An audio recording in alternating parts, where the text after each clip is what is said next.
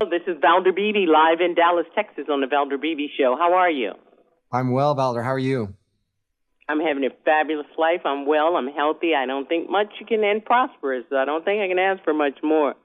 And it just got better with you joining us to talk about something that needs to be heard by my listening audience. I don't know if they told you my listening audience is made up of 1.9 million people on multiple platforms. They stream, they social media, they listen on FM radio. But the key to them is that they were born between 1946 and 1964.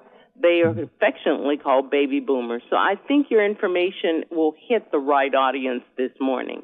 Can we get started? Because I'd like you to, first of all, explain to us what is acute pain and who is affected by it. Yeah, acute pain is defined as pain that has kind of a sudden onset and lasts for less than 3 months. Once it gets beyond 3 months, then they call it chronic pain.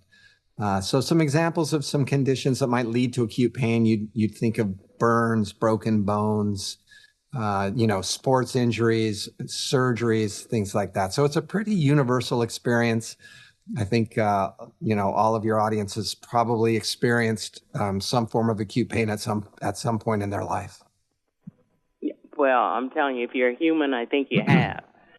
I want my audience to know that Dr. Bertok is the Chief Medical Officer for Pain Research. And so his information has been developed and experienced and trained over time. So you're getting great information this morning. Dr. Bertok, now, for those who connected with what you're saying, meaning they're experiencing moderate to severe pain, what information can you help them understand about pain options? Yeah, what's exciting is, in the past, we were kind of limited in how we could treat acute pain. There were really two options: the over-the-counter options like NSAIDs and acetaminophen, or opioids, right? But the FDA has recently approved, for the first time in more than 20 years, has approved new pain medicine from a new class of pain medicines to treat acute pain. I was one of the principal investigators for the clinical research that went into this. I'm a member of the Vertex Acute Pain Steering Committee, so I've been involved in this research. It's been really exciting, and the new medication that's developed is a drug called Journavx. It's a medicine that works in the peripheral nervous system, so it blocks the transmission of pain signals before they ever reach the brain. And the receptor that it acts upon isn't in the brain, so it doesn't have the same addiction potential that you'd find in drugs like opioids. It does have some side effects, like most drugs.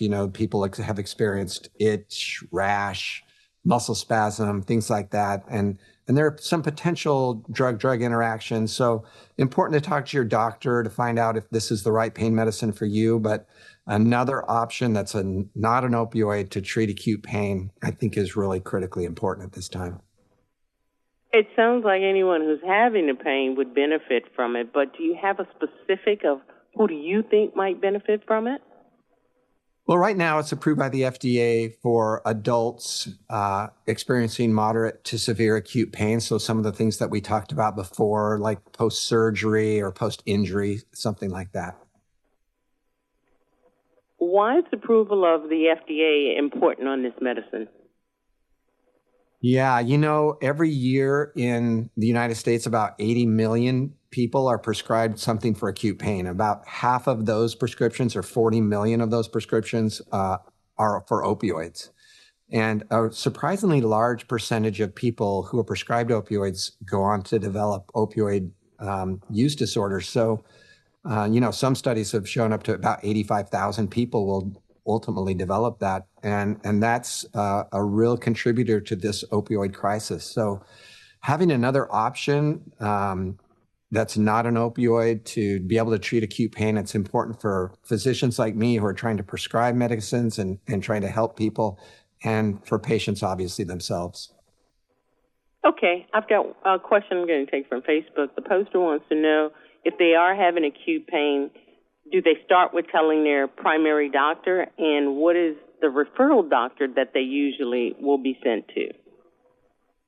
Yeah, whoever's taking care of your acute pain, it's important to check, talk to your doctor first because, there are potential interactions with other drugs. So they really need to know what other medications you're taking before they prescribe this. A lot of the information that your, audience will need, it can be found on the website. It's called journavix.com. And so there's a wealth of information there that they can use in addition to speaking to their physician. Dr. Burkhart, this has been life-changing for a lot of people probably, especially if you are in pain. I think people have connected with this. I want to thank you for being my guest on the Valder Beebe Show and having such useful information. I talk to people sometimes and it's not useful, but your information is very useful. Thank you. Thanks so much for having me. Hi.